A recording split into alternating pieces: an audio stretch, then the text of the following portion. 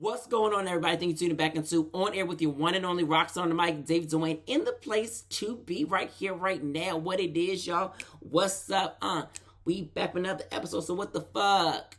Sometimes when I do that, y'all, I kind of screw it up.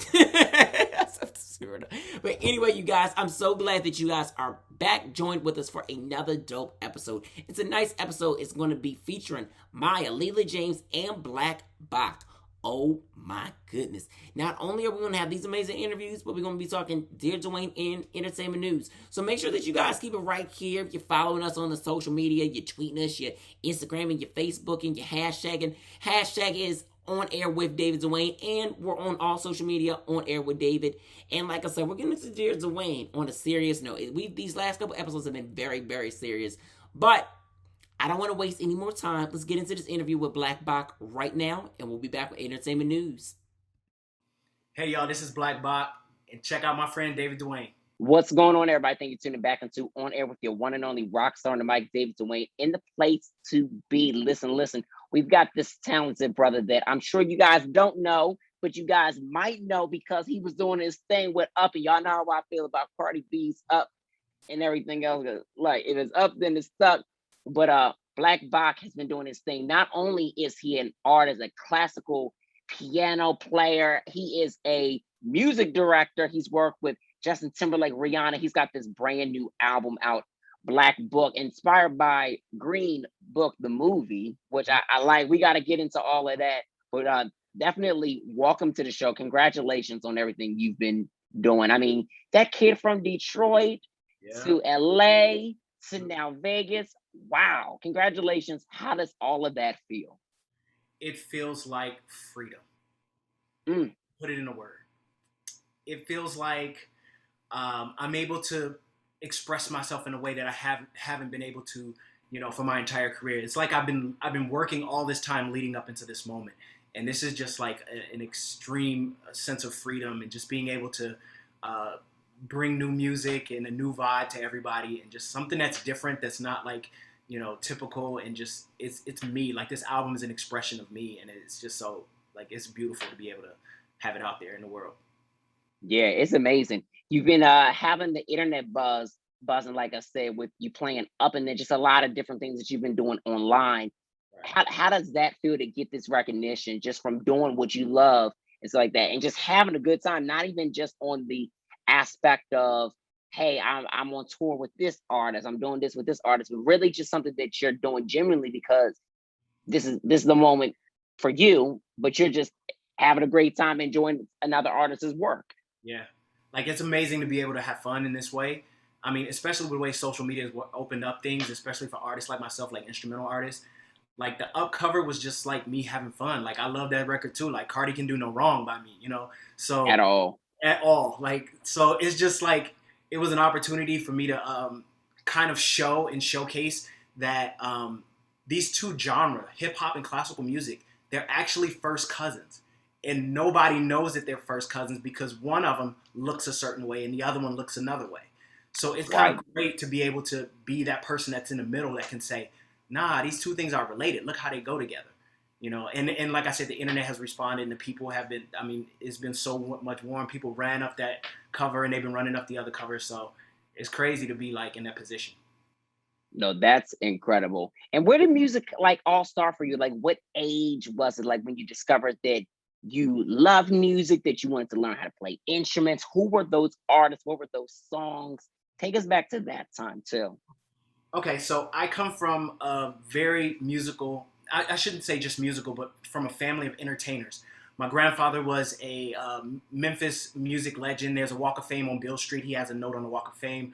My uncle was a tap dancer with Gregory Hines and Sammy Davis. My other uncle was a saxophone player with Count Basie.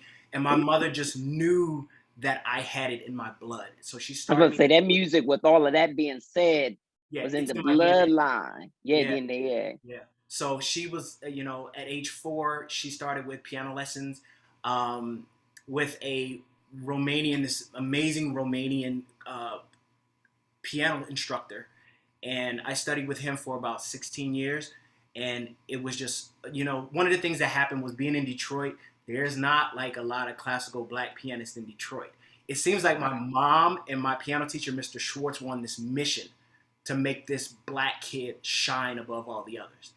And they just put like the time and the energy and the investment into me, and it was just great, like being able to compete as a kid and like win, So it was, and at the time I didn't realize it was as important or significant as it was. But when I got into middle school, this is kind of where I fell in love with music. It's two things that made me fall in love. First thing was my mother told me, she said, she saw me perform one day. She said, if you're not doing music professionally, you're going to be a miserable man. That was the first thing. The second thing was my middle school band director, Miss Knox, would have me play like classical pieces in front of a bunch of kids. So it was just like, it was a little, that's kind of where I got over the stage fright. Yeah. Girls liked me. And I was like, wow, like I got to keep doing this. Like, and I was in at that point. Right, you were like, look, I'm doing something I love, and then the girls are feeling me too. Yeah, exactly. Okay, this works. Yeah, we good. Yeah. So it just kind of continued from that point, and then I just, I fell in love. No, so then how did that lead you to then get connected with doing these different tour projects as well? Like, how'd you segue into that from high school on? Okay. How'd you get connected being from Detroit? Because Detroit has a music scene. I think that people like to overlook it. There definitely is a market, but like you being from there and even saying hip hop and classical music being, like simple and stuff like that. Yeah, that's a great market for hip hop music too. Right. So like after I didn't get it, unfortunately, I had pretty crappy grades. My parents couldn't afford to send me to like music school or anything like that, so I couldn't go to Juilliard or Berkeley or anything like that. But I just kept playing and doing what I thought was right. And, I was on the jazz scene there. I started playing more blues music, more pop music. And then eventually I got a call from a good friend of mine and says, you want to go on tour with Justin Timberlake? And I was like, of course. And a week and a half later, I was like, who's not going to go on tour with Justin Timberlake? Exactly. I'm like, do y'all kids who are watching this even know who Justin Timberlake is? Like, oh my. Yeah. Justin Timberlake, like. Yeah. So, like I said, a week and a half later, I was on Jay Leno, and the rest is ancient history. Like Justin and I had a great relationship throughout the years that I worked for him, and it was just beautiful. And what years was that, and what tours did you do with Justin? I did his first solo tour, which was Justified, and then you're taking me way back. Into the beginning. Yeah, his beginning was solo. When I was like a little bit smaller than what I am now today. Yeah. And then the second one I did was Future Sex Love Sound, which was like groundbreaking, first HBO special ever done. Like it was amazing. Like, first time they did a concert where it was in the round, it was in the center of the arena in 4-way audio, all these other technological things that were like really like groundbreaking at the time. So it was just an amazing experience. Wow. And then later you did some work with Rihanna on tour as well too, MDing for her. So like, what? Yeah, it's pretty crazy. Like, I worked at the time from the Future Sex Love tour. I met Timberland and started working for Timberland in a way. Okay. And I met Rihanna working on the Good Girl Gone Bad album. So she living in LA, me living in LA, it was just like, we were just like, well, what's up? What's going on? Hang out every once in a while. And I just remember she called me one day and was like, Childless, what are you doing in October? I was like, what do you mean, what am I doing? She said, I'm going on tour. You want to go on tour? Once again, of course. I mean, why? You don't even have to ask. It's done already. Right. So who's going to tell Rihanna no for opportunity? No, like, that's wild. So I ended up working for her for Good Girl Gone Bad at the end of that tour, and then later on for Loud and Talk That Talk. Wow. Yeah. And Talk That Talk was a whole era. I mean, every album for her was an era. Am I hearing this correctly? You said that you were a part of like production for with Timberland, and then that led you to then being a part of the tour as well, because you guys were already working as far as production wise for that album. Right. Wow. Yeah, that was a good way to kind of segue into actually working for her like full time. Wow, that's dope. And then Timberland, again, another one that I don't think people quite recognize how how legend iconic. I mean, now people now know who Timberland and even Swiss is with the versus battles and stuff like that. But I mean, yeah, Timberland laid, a lot of people don't know that he laid the groundwork for everything that's happening right now. Like as far as beats and like production and hip hop, like he's like such a legend. Like he's the godfather, really. yeah, he really is, and has worked with so many artists like that. So when you worked with him, what was that experience like, and what did you learn in that moment? Would help you? Would say that helped you now with this project, Black Book? Because I mean, I can see where some influence definitely came. I mean, like just playing the keys in itself. Mm-hmm. One of the things that I have, one of the things that people confuse about the piano is that, it's a piano, you're playing it with two hands. As opposed to when you really break it down, you're playing percussion with 10 fingers. So it's literally drums. It's like a form of playing the drums. And that's one of the things that Timberland taught me was about rhythm and like how to manipulate rhythm. And a lot of that stuff I've used throughout my career and now in the Black Book album. Is like some of the rhythmic content is definitely stuff that I've taken from that influence. Right. Yeah, and you know what? It's crazy that you said that as far as like with just like with playing the piano or keyboards like that, just like really thinking about it in a way of like you're playing the drums and like each percussion. Mm-hmm. I don't think a lot of people think that way. I think they just like, oh, we just playing the keyboard, we playing the piano, or we just, tapping. No, that's not exactly the right way to think of it. Mm-hmm. Yeah, it's definitely, as a pianist, you have to rethink and, you have to retrain that part of yourself to say, you know what, this is one drumstick and this is another one. And I've got 10 of them. Now, what am I going to do with it? So, right. Yeah, it's just a little reprogramming. Amazing. So let's talk about this album, mm-hmm. Black Book. Like the title inspired by the movie Green Book. I've never seen the movie, so you got to tell me how you got inspired with the title, and then also bringing it to your stage name as well too, but saying Black Book, not saying book. Right. So Black Book was inspired by the movie Green Book. If you haven't seen Green Book, you have to go see it.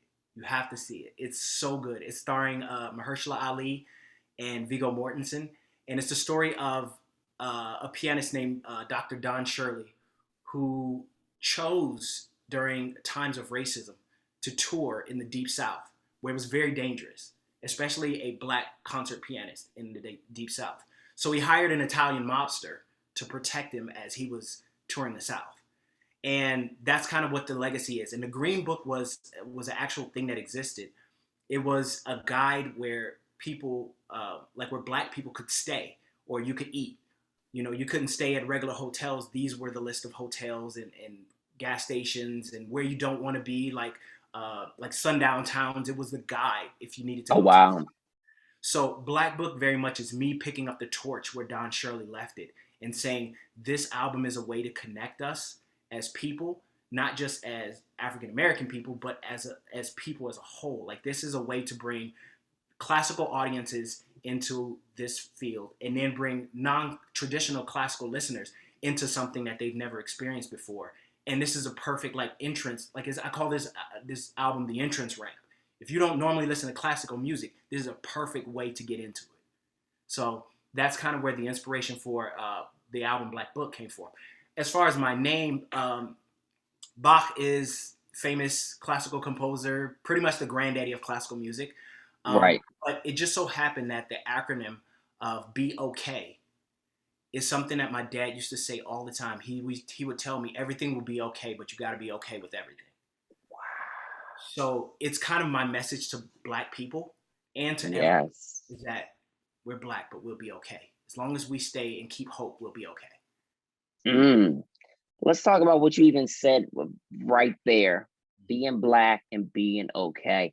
I know that some of even the record, you have a record that's called George Floyd on this project as well too, and just the music with that is beautiful. How have you been feeling just like mentally, just with everything that's been going on with black men, and not even just us as black men, but just within our culture as a whole as well? And seeing everything, but still having that mentality of we're gonna be okay. Yeah. So as I was writing this album, it took me 121 days nonstop. I wrote every day for 121 days. At day 107, I had a 10-song album. Mm. Day 108, George Floyd was murdered. So it made me return to the keyboard and say, instead of going out in the streets and protesting, I'm going to use my voice. And my voice is this instrument. So, you know, it kind of gives you the reflection of really what it is. I mean, the beginning of the piece is me just like, kind of like angry banging on the piano. Like I was so mad, and I think we all were at first. And then there became a moment of sadness, and the piece reflects that as well. Like it goes into a section that's just really, really like heart-wrenchingly sad. There's also a part of it that's reflective about, you know, the history of Black people in this country and stuff we've been through already with civil rights and slavery and all these other things. So it's kind of this album is a way to speak and have a voice for people who don't have a voice, you know. And it was Right. my way to say, I'm socially here for you. I mean, there's even a piece on there called "I See You," and that's Yeah. really what. And it's right before that track too. It's like, not just do I understand you, but I see you. I see everyone. I see the struggles that we've been through together. Yeah. You know, not just as, you know, Black people, but as a whole planet. Like, I think racism on both ends is a struggle. You know, if you Mhm. grow up. But of course, that's the conversation that nobody wants to talk about. That's another conversation for another day. Yeah. They all just want to be like, oh, it's a Black thing. Yeah. Oh, No. It's playing. yeah. If we gonna be real, let's be real and have a conversation about it. Yeah, exactly. And I feel like this album is the way to open up that conversation. Like, I definitely want to tour places that have been Oh, you have to. dangerous. Yeah. I have no problem taking this music there. And, you know, one of the things that I know about music is if it has the right energy, it can heal and it can change people. Yes. And that's the whole purpose. That's my entire purpose. And I love that that's your purpose. And I love the fact that that's what it's been doing already with this project. I mean, you've already been performing some of these records. I mean, you literally just did the Juneteenth festival in DC that had T.I., had Zamani, it had Derek Milano and everything. I mean, Derek's doing his thing. Did you meet Derek prior to this before? I met T.I. so many years ago. Like, okay, but not Derek. Not there. You and Derek need to do a record. Yeah, absolutely. And, you know, Damani and I connected, and we've been talking about, like, doing stuff together. So, yeah. Oh, that's amazing. How was that experience? And then especially with the significance of Juneteenth, and now with everything that has, you know, the series of events that has happened now, we are really finally celebrating what that means to be free and, you know, of Juneteenth and everything. Oh, man, it was an amazing experience. Like, to be able first to play my first show for Juneteenth, having an album named Black Book and my name is Black Bach. I mean, the timing couldn't have been more perfect. But to be able to bring this music to an audience on a day like Juneteenth, where it symbolizes freedom, I mean, it was just powerful. It was just a powerful moment, a powerful day. And then, you know, it also being now a federal holiday, like, you know, we moved the bar further, you know, that day. So it's just like the synchronicity of it all was just like, yeah, you know, I can't make this up. Like it was like that. It was divine. Yeah, it was so on brand. Absolutely. It wasn't intended to be on brand, but it just coincidentally happened to be on brand. Yes. Wow, that's amazing. And you said this was your first show since everything has started to open back up, right? Exactly. How's that feeling then to finally be able to get back out there and just being able to connect with people? Because I know that this time for myself has been trying. It definitely has been trying for everybody, but I know for you as a creative, especially in the composing world and stuff like that, it's definitely been, you know, some trying times because you can't go out and perform. I mean, and if you do and stuff like that, it's you know, they were doing the mask thing. Now, I mean, now they still got the mask, but you know, we don't know where they're gonna take August, September, October, because they announcing these tours quick. Yeah, everybody's getting out right now. And I think that's a beautiful thing. Like, I feel like we have been waiting for this moment. Like, I feel like a lot of creatives during the pandemic, like a lot of creatives went and searched, you know, it was an inward search. Like, I think not being able to go outside made us all kind of go inside. And if you found something inside that was very unique and beautiful, now you brought it to life. Now it's their time Right. to share it, and that's like what's happening right now. And I think it's amazing. Like I love it. And just to clarify, you guys, Black is talking about the inside of your person, your Yeah, skin, soul. not not the inside of the house where I'm at or where he's in. It's like Yeah, that. I mean, listen, I hope while y'all were inside, y'all got in touch with yourselves and stuff like that as well. Honestly, I feel like this time, unfortunately, with all the sickness that has come and the deaths stuff like that, I feel like that's the unfortunate side to it. But there's been so many amazing breakthroughs that have been happening through this time. Working on this project and stuff like that, and being able to deliver such a strong message project, just instrumentation, which a lot of people, when they think about music without the words and their art songwriters write, right, it's just the music to begin with. right. So you might resonate with the lyrics, you might resonate with the instrumentation, but either way, you resonated with what the art is. And I feel like you really created some great art with this project. Thank you so much. I mean, that's one of the things that I love is to be able to tell a story with no words. Like I think that there's certain power in that, and then also being able to tell a story and let people go into their own minds and create their own stories. Like Right. it leaves that room for your own creative mind to actually express and to feel something. And I think that is very much a catalyst for, like I said, feeling and feeling deeper. So this was like the perfect opportunity to kind of showcase that.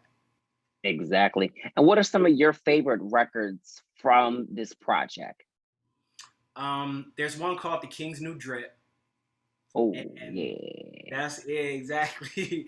That's how I felt when I made it. I was like, They gotta hear that. We don't even need to tell them all about that. that's how I felt. I was like, yo, this is some new drip. Like the reason why I titled it that was because this has all been an experiment. I haven't taken one composition class in my life. I didn't get to study in college this stuff like most composers do. So it was all an experiment. And The King's New Drip, everything that I was playing, I had to kind of teach myself how to play what I was writing. So it was the whole piece is just like new stuff. You know what I mean? It's like getting new clothes. That's why I was like, this is the new drip. Like this is all my new stuff that I know how to do now. But I had to teach myself over the course of writing it. Actually, after I wrote it, and then I had to go back and like, okay, how can I play this? So it was like I teach myself how to play my own damn song, which was a little bit different, But Yeah. I love it. I love it for that reason. Like it's very difficult. It's not an easy piece to play. No, but it's hard though. Yeah, it go hard. It's extra hard. What other two would you say are your favorites as well? That one, and I would say the first piece in it, Amalia's Ocean. That is so damn beautiful. There's a crazy story behind it too. It's such a crazy story. Please tell us, because it's absolutely beautiful. When I first dived into it, I was like, wow. Yeah, it definitely sets the pace. When I was writing, part of what I was doing, I was in a workshop called the Creatives Workshop, and it was I obligated myself to write 100 days nonstop, which is what you do in the workshop.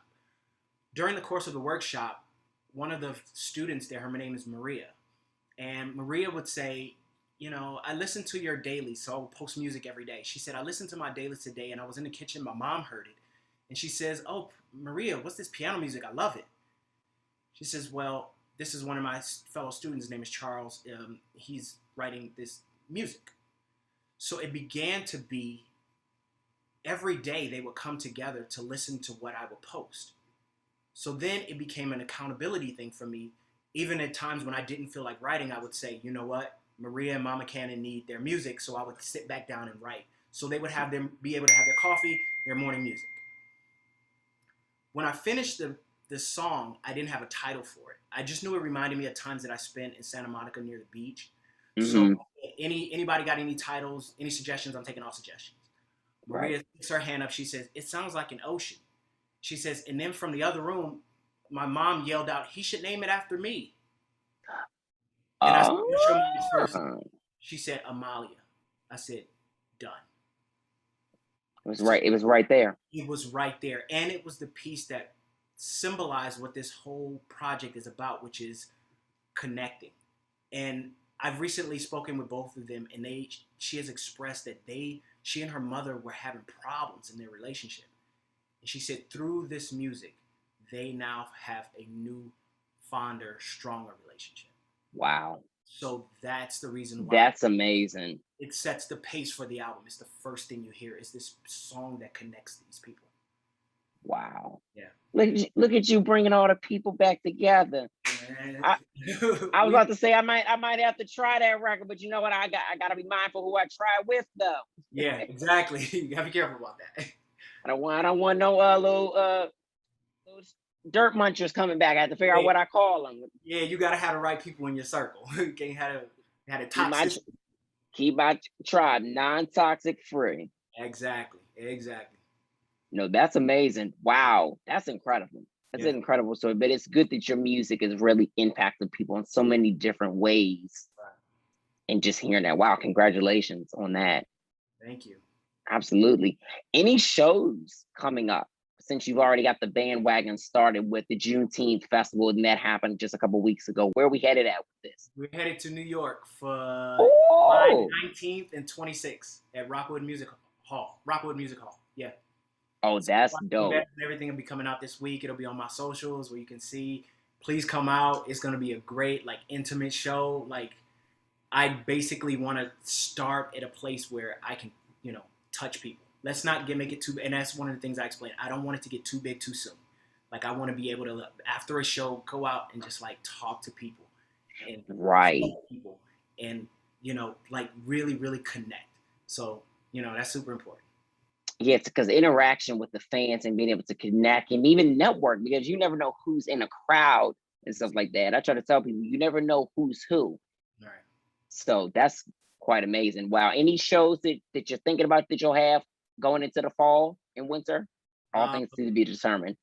It's still to be determined. There are a couple of things we're working on. My team, like I say, they're working diligently to get this message and this vibe and this energy out into the world. So there will definitely be updates on my socials and everything.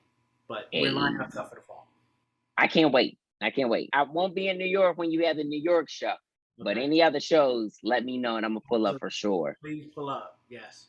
Indeed. So we like to ask, you're a special guest. You're still one of our friends. We like to ask all our guests at the end of each interview this amazing question. We got to ask you because you're amazing. You've been doing amazing things. So we want to know what exemplifies you, not only as the artist that you are, the friend, the son, what exemplifies you as a man? I think that what exemplifies me is being able to live in my purpose.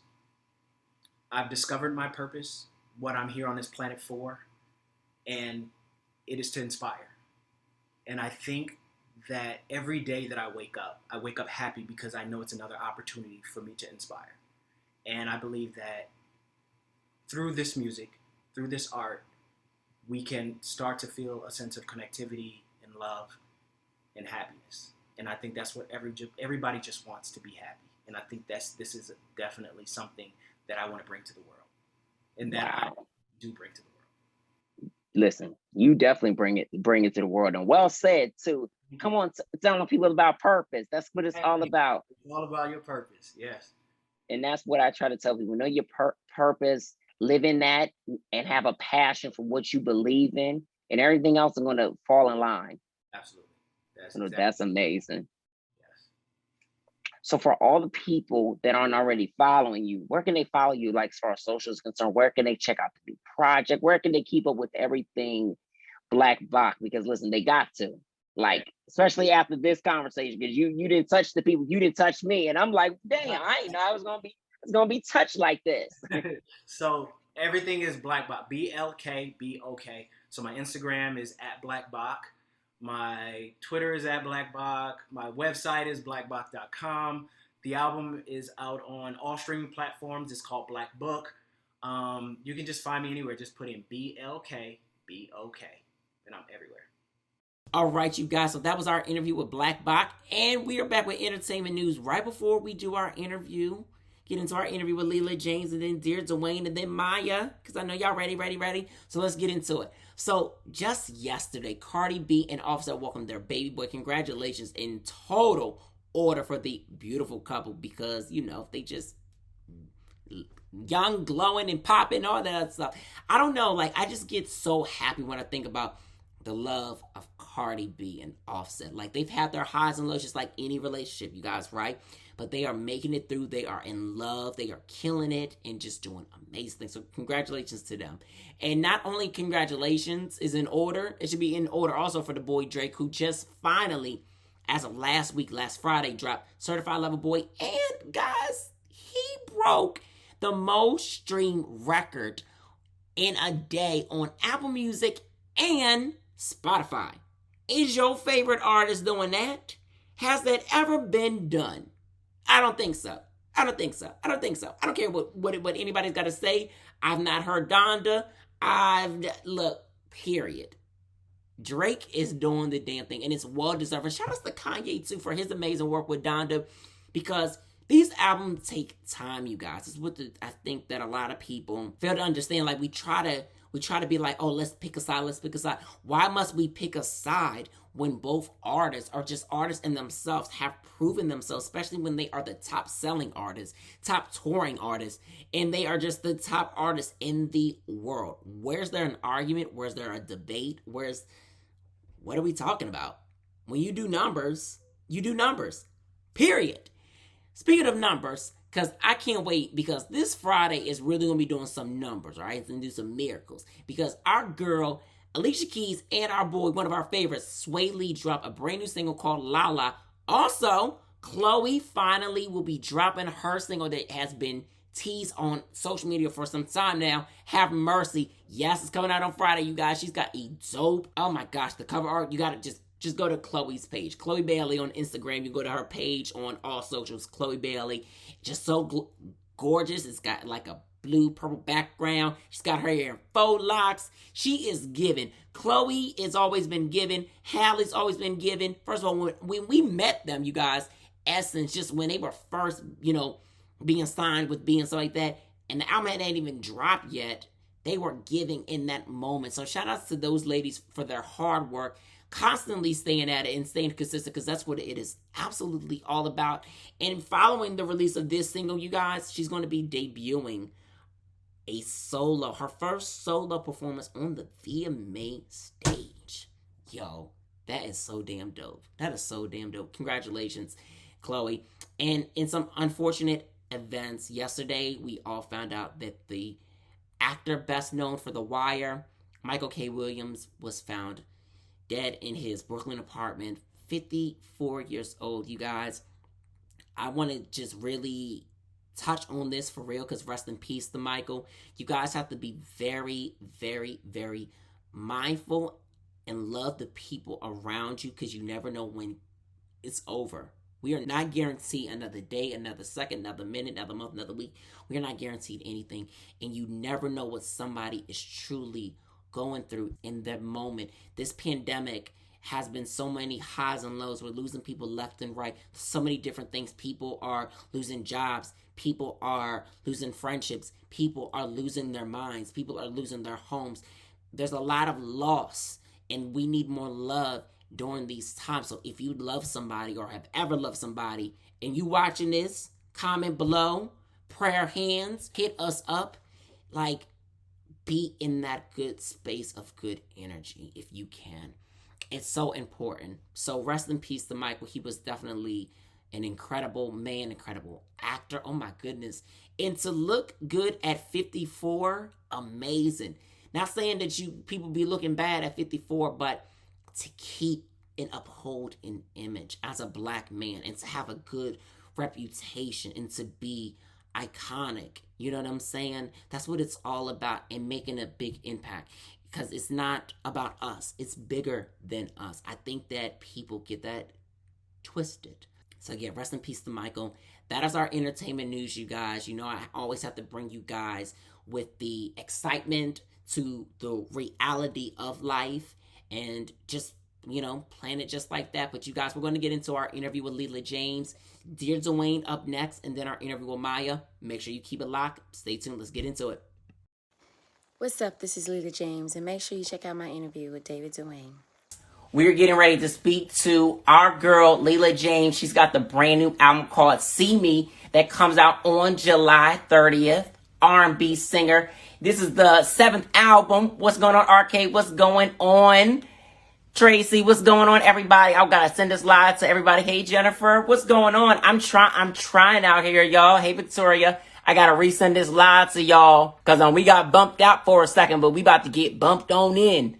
I was playing Complicated for y'all. That way y'all can get a sample of, what Leela has to come with this album. It is so dope. When I tell y'all, wow, she is speaking from her heart. She's speaking some real truth. So we're going to chat about it. Just can't wait for you guys to hear it on the 30th. It's available for pre-order right now. So if you guys want to go ahead and get it, like on pre-order, definitely do that. Y'all are going to love this album. No joke. And Leela is joined with us right now. I can't wait to speak to Leela because this brand new album is so amazing. Yes, we're about to talk about it right now. So everybody, any questions? Drop it below. Let's get it. Miss Leela. Hey, how are you? I'm good. How are you?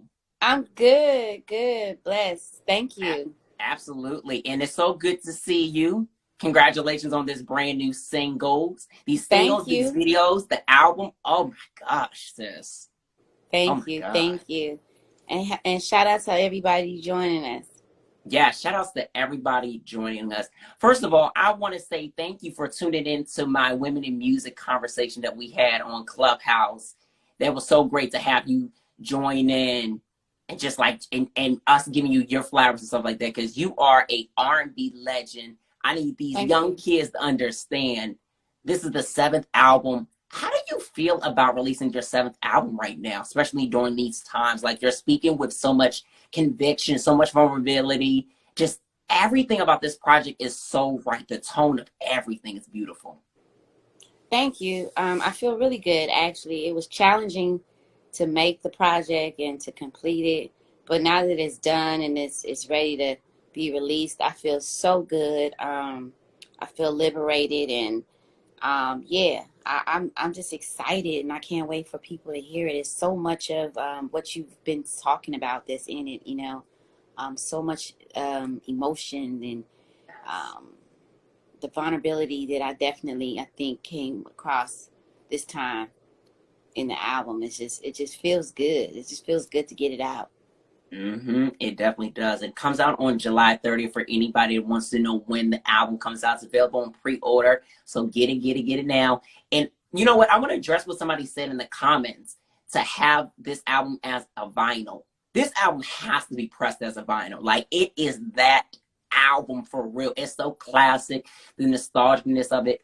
Complicated is the first single. I love the video. Can we talk about this record? Because men and women, all people, make it extremely complicated when it doesn't have to be. And look, I can see this song already on tour with the background vocalist in the back. Look, you're going to have to call me up for that because I can see it in my head for this tour.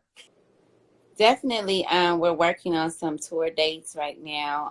I have some show dates that are already on the calendar, but yes, a tour is in the works. So we'll see, because we're also still kind of coming out of this pandemic, but we're actually still in the pandemic. So we are still in it. I want people to understand that too. Yeah, we're still really in it. I still wear my mask, and I still, operate the way that I was moving last year. I still try to take every precaution necessary. But yes, so we're trying to get it all together, and I'm looking forward to a tour. I can't wait to, because the last time we talked, you were on tour for the Fall For You album, and that tour, oh my gosh, like so many years ago, but I always feel like it's never too long ago, but this new single, Complicated, was the first of many singles to come off this project. How did it feel to just kind of come up with this lyrical concept and be able to talk about such a strong message that everybody is, dealing with? And it's a reality record, as I would say. Well, again, for me, it has all felt really good, very liberating because of my own personal experiences. So to be able to get things out in a creative way, without, having to go to jail, it feels good because, people will try you. So it's I best know to the put it in the feeling. music. You know what I mean? I'm just saying. But you know what though? It's the truth, because people drive you to that point. But I can tell with this music, you take all that frustration and put it into this body of work, this art. And I love what you did with the video. Just the whole project is so amazing. Let's even just elaborate on like "See Me," just how you came up with that title as well too. Well, "See Me" is one of the songs on the album, and it's entitled "See Me." And I just, after recording the song, it was one of the last songs we recorded for the album. It just, once you listen to it, you understand. But it was just one of those songs that I just felt like it personified the entire project, and I just wanted it to be entitled "See Me" because it's like, yeah, you need to see me. And you got a video coming out for that too? There will be a video for that one too. Oh, okay. Right now, we're just actually gearing up. This week, you'll be able to get the third single, which is called "You're the One," off of the album. That's my favorite, though. Okay. Okay. So that's dropping this Friday on the 16th, and a video with that as well. So I'm just excited about the entire project. I just feel like, for me personally, I feel like every song could be released as a single. You have to, because you know what? Honestly, each record is not only just a single type of record, but it's a video, like everything. Like you have to, because I couldn't even pick a favorite. Like, look, I'm going through the track listing, and I just really can't pick one. Like, aww. All 11 tracks are so beautiful. You're the One. Oh my goodness. Yeah, and that was that's one of my favorites as well. It's such a feel good record, and it's so light. Yeah. It feels like the summer. It feels good. It feels happy, and I think we all want to feel that emotion. You know what I mean? We've definitely been through complications where it's been complicated, and you've been in situations where you like, you know what, whatever, put it on me. You know what I mean? You can lie, say what you want to say, narcissist, you know what I'm saying? Listen, but it's all good because I've moved on. I'm happy. I'm free. And I done found the one that's the one, and I feel good. I want to sing about it. I want to shout about it. And it's just like, I just want to dance. I want to, and that is what that song represented for me. And when I hear it, it just puts you in that good, like, feel good spirit of just like, it ain't even got to be about nothing, but just like, I'm just feeling me. I'm feeling good. I'm feeling good that I can just say, you're the one. Like, I could be the one, you know what I mean? Right. Myself, singing to myself, you're the one. Like, you know what I'm saying? You the one, you know what I mean? Like, so it's just one of those records that I just really feel really good about as well. Yeah, and it builds like a sense of confidence too, because like you said, you're the one. That your can be self, that can be anybody that's around. And when I heard that record, I was like, wow, I'm the one. I don't need nobody else to be the one. I'm the one. I got rid of some other one. And there's nothing wrong with, being honest and loving that. Loving yourself. And being comfortable and celebrating. It's interpretation. I mean, again, it's so easy to love on others, but we don't always love on ourselves. So it's like, what's wrong with singing to yourself every once in a while and telling yourself, like, you know what, I'm pretty much that ish. Yeah. Okay. I'm the one. I'm the one for me. You know what I mean? So, or when you finding that person, that other person, it just feels good to feel good. And I just feel like with everything at that time when we were working on the album, everything that's been happening in the world in this past year, I was like, we need something to make us feel good again. That was light. You know what I'm saying? And this album does that for me. Thank you. And it's no skips, like no skips at all from top to bottom. It is beautiful. Thank you. With this recording process, I want to ask you, so like how long did it take to like record this album? Was It it took like a long time because of the pandemic. Okay. I had started working on the album prior to everything shutting down. So you're talking about the end of 2019, top of 20, we were working. I began the process, and when the pandemic hit, everything just came to a halt for several reasons. One, I went through a phase of not feeling creative and not even wanting to record. You know what I mean? I was so taken back with everything that was happening in the world and around us. So I wasn't even in that spirit. So I took time off. And then we circled back. And when we circled back, we were like, deep into the pandemic. And it was all the challenges of trying to record. With that being said, when you're used to, as an artist, we move around. We're on the road, Right. this and that and third. And everything was shut down. So it's no going into the studio. It's no doing this, no writing session, all of that. So it was just challenging to get some of the stuff done and to remain in a creative headspace about it. But we got through it, and I do think it all things for a reason. I love you too, Melba. All things for a reason, because I feel like some of my the music, came across the way it birthed it. The birthing of my music is a result of, being impregnated, during that pandemic. So I was able to sing about some things that I probably wouldn't have sang about or written about had not been for this time. So all things for a reason. And again, now I'm so blessed to say that it's completed, it's done, and y'all getting ready to get it. And I just hope, it blesses someone. Oh, it's definitely going to bless them. I can guarantee them it's going to bless them. Because, I mean, even with Angel in the Skies or Break My Soul, like, oh my, listen, now you going in. I know you done listen when you start, and them some lit, baby. Okay. When I heard those, I said, oh, she talking to me. Yeah. You was talking to me. That's some Mary J. Blige, My Life for you. Yeah. Yeah. So when you got to that portion of writing the album, were you just kind of like, how far back in life would you say like that you were reminiscent to write to get to that vulnerability? I went through some things, and so again, I'm the type of artist that I pour it out all out in my music, and I'm not a big person to do a lot of interviews, so even something like this, I don't do too much of that. But you will, if you want to know what's happening, you kind of read between the lines through my music. I put it in the music. I'll tell on the person in a minute. Okay.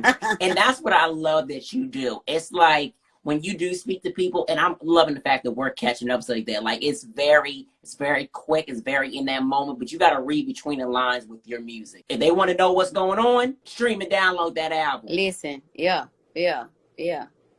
I tell my story in the music. And that's amazing. And I tell the stories of others in my music. What age were you when you started your songwriting? Would you say that it started with the first album for you, or did it start like? Oh my goodness, I was writing as a child. To be honest, I really wasn't no good, but I was writing. I remember being in the 4th, 5th grade writing little children's stories, if you will, and I would try to draw my own pictures, and I would fold the paper and staple them and make it look like it was a book. So I would write a story about the dog that needed a family, and then I would draw a picture of the dog, and it'd be 3 people, and that's the family he's looking for, a stray dog, and everyone lived happily ever after, and they have the dog. Like I was always writing, and writing songs. Again, they probably weren't good songs because I was a kid, but you couldn't tell me that. Like we was right. We was the Jackson 5 as far as I was concerned. Okay. Or the Jackson 2-3. But that's good though that you started early, because that way you were very expressive, and even from then to now, you know how to put that all into your music. Yes, absolutely. Again, for me, music is like a universal language, and I feel like it touches the souls of many, and everybody can speak the language of emotion, and that's what music does. It's either going to evoke a bad emotion, a happy emotion, sad emotion, but you're going to get something. And with me, I try to tap into that emotion, whatever that is. And I do that because I'm an emotional person. So it comes easily for me to, you know, sing about something or write about something that I might be personally dealing with, or that I know someone else is dealing with. You know, I'm an empath. So a lot of times I take on other folks' stuff easily. Right. And, you know, we could be having a conversation like we having now. You could tell me, girl, listen, I done been whoop-de-whoop-whoop and this, that, and that, and this, and that. And I'm like, what? And then 2 days later, I done wrote a song about it. You know what I mean? It in a different way, but, you know, it's just, that's how I deal a lot of times, you know. Some people use music as therapy, and I happen to be one of those people. Yeah. And everybody loves the fact that you do it. And it's been healing. Over the years, your albums have healed a lot of people, Thank you. men and women. How does that make you feel to hear the response from women of all ages, like really enjoy your music, not even just as the album, but through shows as well, too? I mean, it makes me feel good because there's that saying, if you can just help somebody, then you've done your job, you know. And to know that people are listening, to know that I have the support of my people, I don't like to say fans, but my people, to know that, you know, y'all got me, that means I got y'all too. And I'm making music. When you're given a platform, too much is given, much is required. When you're given this platform, you should do something with it. I'm not playing with it, so I want to help people, you know, with it. And if I can help somebody through my music, save a life or two, or, you know, whatever the case may be, that's what I'm trying to do. I ain't just trying to, you know, play with this crap out here. As much as I love music, I got to make it make sense. Okay. And that's, I think, the biggest problem that some of these new artists have, is making it make sense. But your music has always made sense. It's always been a message and a word through every single way. And I even enjoyed when you and Tank went on tour and stuff like that a couple years back. I still remember that tour. I was like, yo, yeah. Leela is a beast on that stage. The band was just smacking the keyboards. I was like, I don't know who all your band members are, Leela, but I was shook. I was shook, standing right in the front, shook. Yes, indeed. Yes, indeed. Well, I remember that tour. It has great fun. Can't wait to get back out again, shake off some of the dust. But yeah, it's no game out when we get out there. It's a good time. And again, my thing is always that I'd like to make people feel good, and hopefully help somebody. If you're not in a good space, I hope you're in a better place after you listen to my music or even come to my show. Exactly. And what would you say got you in the better space from when you weren't writing and working on the project during this pandemic? What got you to that good space again? It was shortly around the holidays. I started slowly doing some other projects, music related, and I did a Ma Rainey thing, and I got bit by the bug again, and I think that was kind of the breaking of the ice, and I started to feel like, all right, but I had to get out of the funk. And I think it also, we had a new president.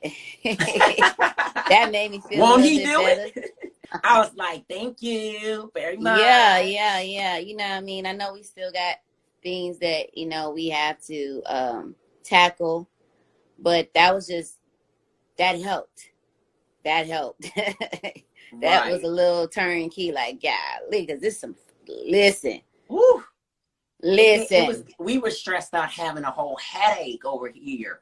Yeah, man, and it was just so distracting. It was just very distracting, and again, it was hard to feel for me. It was hard for me to feel creative with all things that was going on.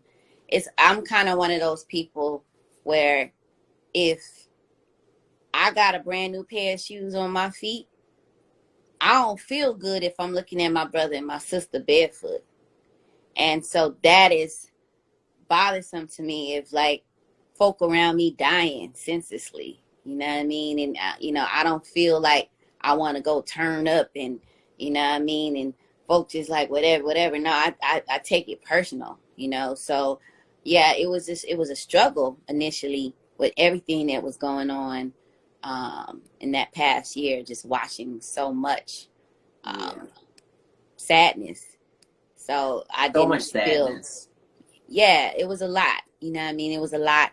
But at the same time, but God, and I was, you know, we here and we can sing about it now, literally. Amen. You know what I mean? And I feel, you know, good because the work must go on, and we're gonna help some people, and we're gonna keep singing, and that's what we're here for. Make folk feel good.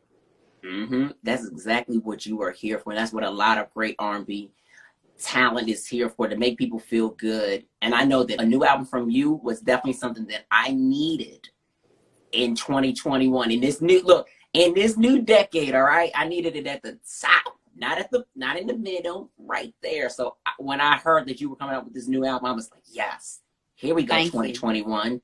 This is the energy for me. Yes, indeed. Thank you.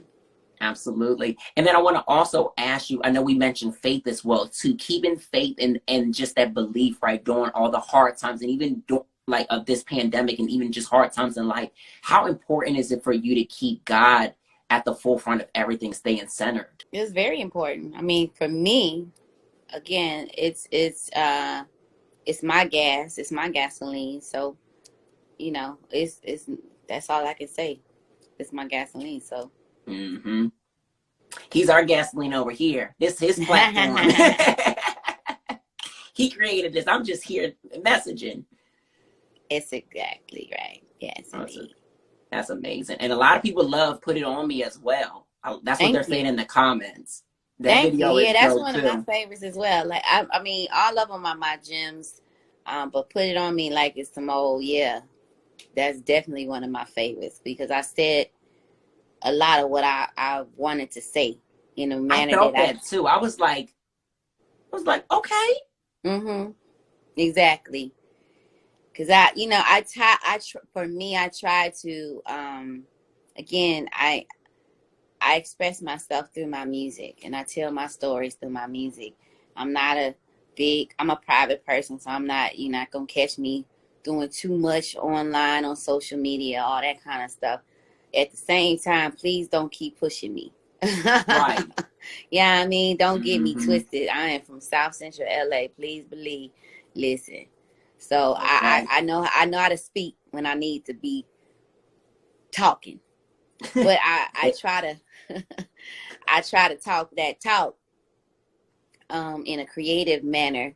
You know what I mean? So I try to use, again, my platform in a manner where I could take something and flip it to the benefit of the greater good of the overall picture. And that is, for me, helping me and my people, and helping somebody get through maybe something they going through.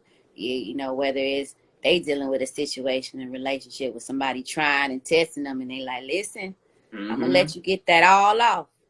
That's what you need to do to feel good about all the little F shit you've been doing. Excuse my French. Oh, you good. But just know, I go to high road all the time, but that middle road ain't too far from that high. Right. Listen, I feel you, because I be on the same thing too. I be like, why are y'all testing me? And it's funny because on my weekly show, we did a segment, we were talking about letting go, right? So what I said in the segment was, people are only going to go as far as you allow them to. So if you don't stand your guard and you don't say, I don't like you treating me this way, or you don't treat yourself good, people are going to continue to try you and try you and try you. They will test you, but you have to be the one that's... And especially when you're dealing with narcissists. Narcissists have to be right. They seek attention in all forms, any way possible. And they, it's all about the facade, the mask. Right. I don't wear a doggone mask. And you know what I mean? So I really don't care. At the end of the day, but when you're dealing with a person that their whole being is built on looking a certain way, right? Then there's no reasoning with their rationale, because as wrong as they can be, as much as a villain as they can be, they got it in their mind that they're right. They're the victim, and you wrong. So it's like, you know what? If that's what you need to do to make you feel better, or if that's what you need to say, I'm good. Like, put it all on me. Put it on me, because guess what? The best part about it is I got you out of my life. Okay. So I won. That's it. And that's what it is. Some people's approaches to situations, they gotta be like, they don't want it to be, you know, well, I broke up with her or he broke up with me. They're like, who cares who broke up with who first? I really don't care, as long as we are broken up. How about that? Like, tell them what you need to tell them, boo-boo. Tell them I did everything. I don't really care, because you already know what it is. God saw what you was doing. God saw all that crazy crap you did. And it's crazy that people... So you ain't got to prove it to me. I ain't got to prove nothing to nobody else. The truth don't need defending. At the end of the day, you going to answer for it. So put it on me. Put it on me. Because you care about what you look like, not me. And you know the biggest thing also, too, is, Leela? People want closure. Don't go seeking for that closure if the proof is right in the pudding. Not from a narcissist. You definitely ain't going to get it anyway. Oh, yeah, no. What you want closure for? Right. Not these narcissists. I was in a situation where I was dealing with somebody who was a narcissist, and they made everything that I did wrong, even to the point where I was like, hey, you didn't wish me happy birthday the other day. What's really good? Oh, it's all in your head. No, it's all in your head, but I'm going to let you think that, though. Yeah. And that's with anything, you know what I mean? I think it's not just with relationships, romantic relationships. I'm just saying in general. It's like, sometimes you don't need to have the last word. Like, you know, just let it be what it's going to be. Like, let them get that. If that's what they need to get off, whomever it is, whatever it is, fine. You can have it. Put it on me. I don't care. I'm just happy. I'm at peace. I ain't got to deal with you no more. Like, that's the win. That's the real win. Right. That's the real success. Like, at the end of the day. So again, that was where that song came from. And you know, and I just found that so many could relate to it, because there was people that I knew that were dealing with situations with that was so similar. And it's like, man, so many people go through things where they just feel like, I don't even care. Like, really? Like, I remember there was a scene in What's Love Got to Do with It, if y'all remember that movie. Oh, yes. And when she was they were in the court for the divorce, and she was like, all I want is my name. She was like, I don't care about none of that other stuff. Like, just give me my name. Like, she did not care. You reach a point where it's like, I don't have to prove nothing to these courts. Now, you know what you did. God knows what you did. I know what you did. Like, and if it's gonna make you feel better to keep all that materialistic stuff, whatever you need, or say this and do this, whatever, have at it. Put it on me. I don't care. And fight with me, who's you're really fighting with yourself, because I don't have no comeback for it.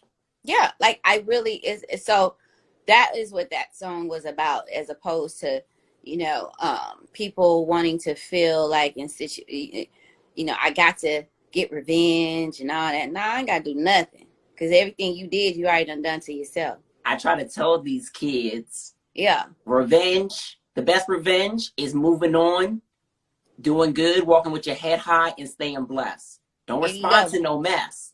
Yeah, and that's what it is. And if you watch the video, the message in the video is doing just that. The burial that, you know, I'm burying something, and I'm burying all that baggage of, like, listen, the trash go with the trash. You good? I'm good. Yes. Like, it was that whole ceremony for it. Like, like, this is a blessing. This ain't no crying tears on here. This is actually a blessing, because nothing bad could ever be good for you. Mm-hmm. So when you get rid of something bad, like, what you feel bad about? Right. You're supposed to be feeling good. Mm-hmm. And if you don't feel good, you gotta adjust it. There you go. So no, that everybody is loving that we preaching about this topic, but it's good that we're talking about it, because it's such an important topic to have in discussion. You gotta let it go. Yeah. You can't let these crazy people, you know, steer you in the wrong direction. Stay in that right direction. And I love the fact that through every single song and with this album, everybody be able to really hear the powerfulness, just the vulnerability, just all realityness in this project on the 30th. Yeah. Yeah, it's definitely a lot of that. So, again, I'm very excited. I can't wait for the people, for y'all to get it, hear it. You know what I mean? Stream it. You know, don't get just one. Get maybe 2, 3 copies. Yes. They better get multiple or I'm going to slap them all to sleep. Okay. Yeah. And tell somebody, y'all, you know what I mean? Like, I make the music for the people. So hopefully the people receive it and love it like I do. Yeah, they're definitely going to receive it and love it. So, Leela, I've got to ask, we always wrap up our interview with this question. What exemplifies you not only as an artist, a friend, a sister, a daughter, a mother? A mother, yes, the most two. important thing. What a mother, most important. What exemplifies you as a woman? What exemplifies me as a woman is the strength that my mother taught me to have. It's my strength. That's it. Is in the grace that I live by, that is given to me by God, because it ain't nothing but His grace why I still sit here, or while I stand, I should say. Amen to it's that. the grace and the strength. That's it. That's exemplary. That's enough. Because in this world, you need that damn gone strength. If you know what I mean, otherwise, whew, and you need some grace. That's who I am. And God definitely does that for us.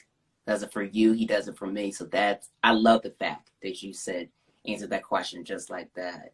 So this was so great, Leela. I thank you so much.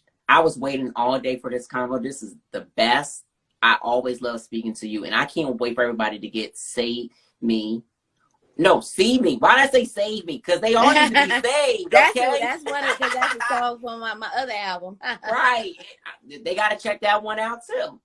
But See Me, July 3rd. Where can everybody follow you, just in case they're not following you, like on Instagram? I mean, they're following us here on Instagram, but where about Twitter and Facebook? Oh, yeah. If you're not following me, get down with me, because, I could use the followers. I'm Leela. It's so easy to find me, Leela James Official. That's on Instagram. Twitter is Leela James. Facebook, people are still, I guess, go there. I have a Leela James musician page. You can get on. I started a TikTok page a couple months back. I think I got like maybe 30 followers by now. That's what. All right, you guys. So that was our interview with Leela James, and we are back with dear Duane, and we're gonna talk about communication, because some of y'all lack communication very much so, and I don't know why y'all are giving no energy to communication. It's 2021, damn it.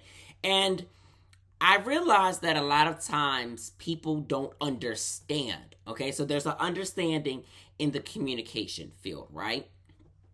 No matter if it's your mom, dad, brother, sister, husband, wife, boyfriend, girlfriend, teacher, whatever it is, publicist, manager, you got to communicate, because you need to have an understanding of what is going on. Be on the same page with people.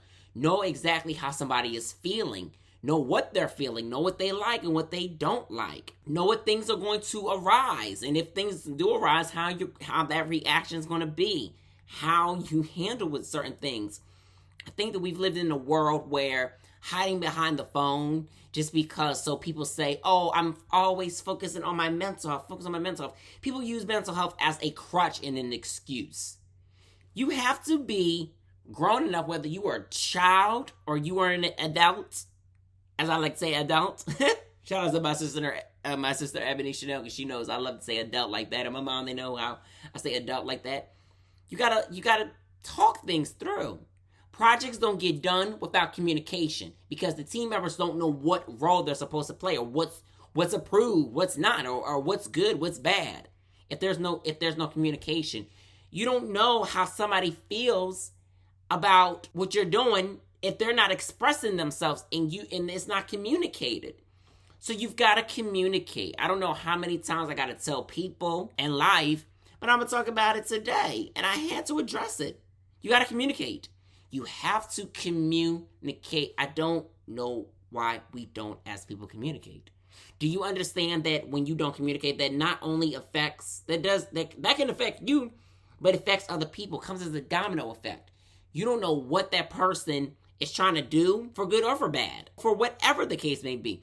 You have to communicate. And this is why I wish that communication was everybody's skill set. You know, like even in no matter what you do in life, there always are going to be people that don't communicate. There's always going to be last minute things. And then, hey, if you're the last minute person, you can't be last minute thinking somebody's going to deliver for you. You can't do that. I know in sometimes in my life, I've gotten to that point where there have been delays and stuff like that. But one important thing that I always do is communicate that there's going to be a delay and let people know that this is an update. This is an update. For myself, I know people love to nudge the hell out of me, but I tell people, don't nudge me. What you nudging me for? What you nudging me for? If I gave you an update this day and I said this is what it is, my word is bond, and don't take anything else from that but what it is on the surface. People like to dig so much. They like to nudge. There's a lot of so much going on, and I know that we're in times of fear and we do have to focus on our mental health, but we also have to be realistic and be honest that, hey, if this is how I feel, I need to say this. If this is what it is, I need to say this. Not hiding behind the phone, playing fake busy, and everything else that everybody does. Cut the shit, like people. If you are one that does that, you need to stop and you need to pick up the phone. Don't hide behind social media and Instagram and post and be like, because that's what y'all do. And it's so tiring. It's exhausting.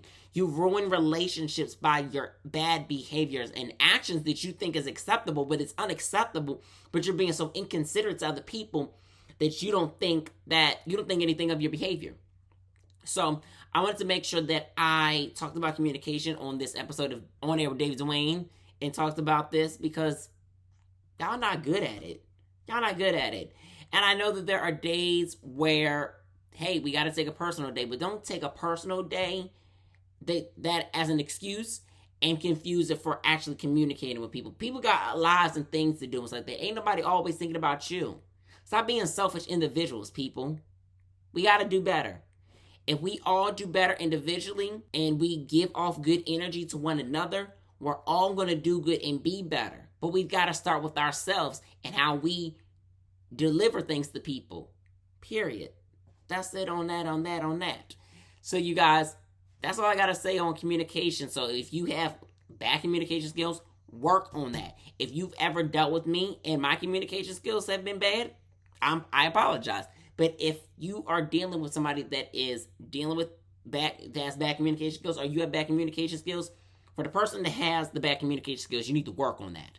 For the person who is dealing with a person who has bad communication skills, you need to get out of that. You need to let them know what they're doing and have an upfront conversation. There's not a lot of conversations. Everybody wants to hide and text. I get it's convenient, but it's not convenient, and we've lost so much touch of actually hearing each other's voices and communicating behind fucking computers and phones and social media. Excuse my French, y'all, but this is real.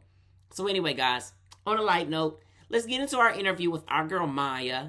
And yes, because you guys love Maya. You guys been loving the episode. So thank you guys so much for tuning in. But I want to talk about communication. But let's talk to our girl Maya right now, okay? Happy Wednesday to everybody. Give me 2 seconds. I'm trying to make sure that we gather the culture and all that other good stuff. Yes. Let's all gather in. We're getting ready to start this IG live with Grammy Award winning Maya, Miss Maya, to talk about her brand new single, Worth It. So if you guys have not checked out the single, listen, you guys need to check it. Yes, let's get Maya in here right now, guys. If you've got any questions, please drop them down in the comment section. But let's enjoy this moment that we're about to have. Hey. Maya, ooh! Come on with the outfit. Wait a minute. I gotta step back so that I can see me. But oh my goodness. I had to come through with a little fashion for you. Listen, and I appreciate it because we've been doing interviews. Okay, there we go, darling. We've been doing interviews for so many years, but we've never met face to face. Exactly. Okay. Listen, they don't even know that you called in for one of my birthday shows. I remember. Back in 2015, remember? Yes, I do. Oh my gosh. This outfit is giving. Well, you look so gorgeous. Slippers on too. Oh, yes. That's how quarantine has been going, you know? Exactly. And let me ask you before I even, I gotta say thank you so much. Always, always, always, always for the mutual support and just everything that you've contributed, not only to R&B music, but to Black culture, just to music as a whole and acting and just what you've been doing for us, to vegan lifestyle too. Because Yeah. I'm almost there. I'm almost there. Not yet. Almost. Well, you know what? I always promote baby steps, progress, not perfection. None of us kind of grew up like that, including myself. So I have a free starter guide that's out there for anybody that is interested in going vegan. It's on my website in the Mm-hmm. mayamaya.com/lifestyle. And it takes you step by step. Yes, it does. So I gotta ask you, how has this quarantine been for you and stuff like that? I know you're constantly working. A lot of the music that you've been releasing previously over the years, you've done a lot of stuff with Mars and just like from the production side of the videos to just production wise, as far as being an independent artist, having your own label, Planet Nine, which we've talked about all the time. But I mean, you've been elevating over these years. But during the quarantine, how has that been? Just kicking it up another notch. Quarantine was really productive for me. I had to figure out what to do. And luckily, I had a studio in my house, so I got to work. I released 9 singles last year. Yes, you Uh, did. I was like, come on, Maya, give us them singles. yeah, singles. I guess about 7 of those were during quarantine, which started 20. I had just come off the road in the UK doing a whole tour in Ireland and the UK. And our very last day over there, we heard about the travel ban. So we weren't even sure we could even get back to the US. But when we finally made it back, I got to work. You know, those first 2 weeks of quarantine and just trying to figure out the state of the world and what all of this really was a brain freeze and a fart. So I had to take it all in and absorb it and then figure out how I was going to push through, support family and keep my mind right. So I had gained some weight like many of us had. I And was trying to gain weight, I darling. I is gained water. the refrigerator was my best friend. So then I did like a 30-day fitness challenge. I started working out outside. I started taking night walks with my dog and praying, of course, meditating, doing yoga, all kinds of stuff, writing, journaling. But then I really, really got to work. I said, all right, let's put something out for the people. So I ended up shooting a video in my backyard, my property, Which one was of my friends' gorgeous. father's houses in Maryland, a farmland, and the song Space and Time was very therapeutic for myself. And it's It from one of, was for me too. yeah, so I decided Beautiful.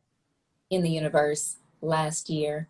And it's one of those uplifting, self-centered, meaning centering yourself and finding your peace and also appreciating what you have instead of always looking Mhm. to the outside world for guidance and answers, and being grateful just for life. So there was a lot going on last year, and I finished an album in Nashville, Tennessee, but I Yes. also Oh, finished. you did the album in Nashville? Oh, I even love it more. I mean, I always love your music, but it's something about recording in Nashville that Mhm. it's just like another experience. And I want to say something real quick. Ebony, screenshot some of these comments while you're watching because I'm loving the love that everybody's giving away. Make sure my sister Ebony just screenshots the love that we're getting. So E, make sure you do that for us. But Nashville is such a place, it's such a hub for music. A lot of people, they're like, oh, let's go to LA, let's go to Atlanta, let's go to New York. However, Nashville is where a lot of good music is birthed. You know, it is. It's Music City. And I have a production team that I've been working with for years out there. Amazing songwriters, musicians, producers with many accolades. So we did an album out there together, and that's being mixed right now, and then it goes into mastering.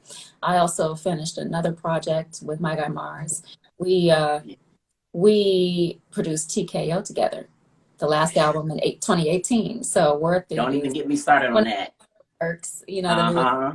But we also released 2 singles in February on my anniversary of my very first single. It's All About Me. I always do these anniversary dates for the fans out there and the supporters that have And you been. know what? I love that you've been doing that over the years just to highlight that. And since we didn't talk then it's like that. Congratulations on the anniversary, because I think that the biggest thing that people have to understand is that you have been a game changer for years, and you constantly are pushing out music, even as an independent artist, which, you know, it's a different system. So what you have learned from being in the major system to now having a label, so like that, what has been some of those moments, just for anybody that's trying to get into music or just doesn't have a clue how actually it is to be a label owner? Well, there are a lot of components that you kind of learn along the way. And there's full ownership, of course, unless you do a partnership where they're cutting into your masters, and I've never done anything like that. But, you know, you finance 100% of everything that you do. The flights, the hotels, the per diems, the rehearsal fees, the rehearsal space, the wardrobe, the hair, the makeup, the ground transport, Everything. payroll. If you have employees or independent contractors, that's all on you. So you are fully financed if you want to own 100% of your stuff. And you don't necessarily have to, because you can truly go into a partnership with an investor or another record label. And so right now, I put my music out through The Orchard, and I've been doing through The Orchard, which is basically the Sony system, since that album. But before that, I was going through In-Grooves. And so what The Orchard does is they give deals out to labels. They don't sign artists, you know, so you basically have to do all the work. You have to keep track of all of your publishing, your songwriters, your producers, their percentages, their publishing companies. That's called metadata, the song lyrics, all of that stuff, and the credits, and upload it yourself into their system to get it distributed worldwide on all digital streaming platforms. But I've been doing that before as a label for all of the other projects. And I learned, you know, very, very low key by doing my Japan albums first. In 2008, I went independent at the end of 2007, but my first independent album came out in Japan exclusively. And so I did it low key. So I learned behind closed doors, kind of. And from executive production to like really honing in my engineering skills and operating the studio. And then paperwork. I copied all the templates from lawyers of business, you know what I'm saying? So sometimes an agent, the hustle is real. And you wear many hats, but the knowledge I think that you gain, that's something that you can't ever forget, and you get better, and you habitually become boss because you love it so much. The music has sometimes been maybe 10% of what I do, where 90% of business has, you know, been the priority in order to do that 10% of what you glow up for. But it's all worth it in the end, because once you get better and learn the business, you can start training people and build your team and all of that. So I've learned over the years of, I would say the course of 13 plus years in this independent life. And it's knowledge. Knowledge is power, and I've been able to keep 100% of my master. And it's just, it's paid off. It's paid off in my glow and my peace of mind and my freedom creatively, because I can drop any type of genre or project I want versus having to chase a sound. Exactly. And it's the glow for us. You know what I'm saying? Like, that's literally what everybody's been saying. They've been like, did you do your makeup yourself or makeup products? Are we using vegan products? I want to talk about the other stuff that you said, but are we using vegan products as far as makeup is concerned? Let me shout out to Salt and Pepper right now. I did do my makeup. So I was on tour, that tour that I talked to you about. They gave me their vegan makeup, which is Milani. So cool eyelash palettes or eyeshadow palettes, but it looks like a CD. You know, it does. It comes in like a little package. But yeah, they have their own makeup through Milani, which is vegan and cruelty-free, but I do use a lot of toxic-free, chemical-free, vegan, cruelty-free products. And my girl, Shay, she did my hair. She's been doing a lot of my hair lately. Come through, Shay, with because it's oh my goodness, it's the look is what everybody is talking about. Like, I'm sure you probably can see the comments, but they're going in about the whole slag right now. Oh, and shout out to one of my homegirls / stylists who hooked me up with the looks today, as seen by Alicia Brissett. But always gorgeous. I love the fact that you talked about the metadata in learning that in copywriting and owning publishing and so like that, because a lot of artists, even when they go from major to independent, they don't go back and snatch those masters at all. They just let them sit there and let the labels accumulate what should be deserved to you, what you worked hard for, what you have toured for, like everything, and it's good that you did that. I own my masters that I've put out independently. Now the Right. major labels always fund, what they put out on an artist. And so that's considered the investment. And that investment is, of course, recoupable. And until you're fully recouped, it's sometimes a long time before you see a dime. Mm-hmm. It's the world of streaming and digital, and very, very little album sales, and then physical kind of being obsolete now. Physical CDs and albums and no more record stores. So things have kind of changed. Right. But I can't really say that I own the masters of my old catalog because that was all funded by the major label system. Right. So I think that I have executive produced and put out there under my label, Planet 9, which is over 9 projects worth. Yeah. You've been going hard in the paint with Planet 9. Yeah. And this brand new single.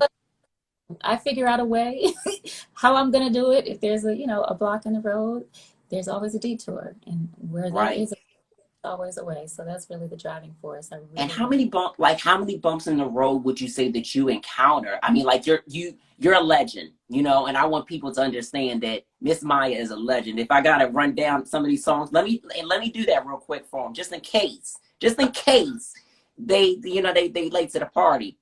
Case of the X, My Love Is Like Whoa, It's All About Me, Falling, Girls Them Sugar. As a matter of fact, y'all did that on Pass the Mic. Oh, you like how I segue, didn't you? That's cute. Which you guys killed on Pass the Mic. It was so fun. I remember being a kid loving that record. It was a surprise for me because when I did it, I was just there with the cameraman who also did the lighting. So it was just he and I in the room when we filmed it. And then it was all edited together. But it seems like we're all seeing each other vibing. Right. But the virtual world works a little different now, and I love it. It does. I finally saw the end product, which is not how we always see it behind or in front of a camera. But you gave everything, like you always do. And that opportunity, just getting that phone call, what was that like, just being able to step and do something in the more virtual space? Because I know it's definitely something that you're getting used to. But how was that for you with that experience? It was another bump in the road. I was in the middle of finishing another album out in LA. And I was in my last week and they were hitting me like, oh, can you do this really quick? So I had to gather the details, and then I had to figure out, I got to be styled for this because this is BET Awards weekend and I can't come in correct. So I'm not trying to be in the shade room and whatnot. But hair, makeup, styling, that's important. Space, finding the proper space, that also fits within the scope or the direction of where they're trying to go. And so that took probably like 5 to 6 days to kind of coordinate directly with Jay Cassidy. You want to make sure that everything is perfect and all the logistics. Yes. So it can take a minute and a bite out of your schedule. So it's not a bump in the road, but it's sometimes a dent in the schedule, but it's worth it. You see how I threw that in there. It's all worth it. I could have said, this is not the right time because it's an overwhelming time, but hey, it's nostalgia and you never know when your next opportunity will be. So seize it if it's there. And it makes sense. And it makes total sense. The whole vibe of it was like the 90s and the 2000s. It was everything. And you mentioned worth it.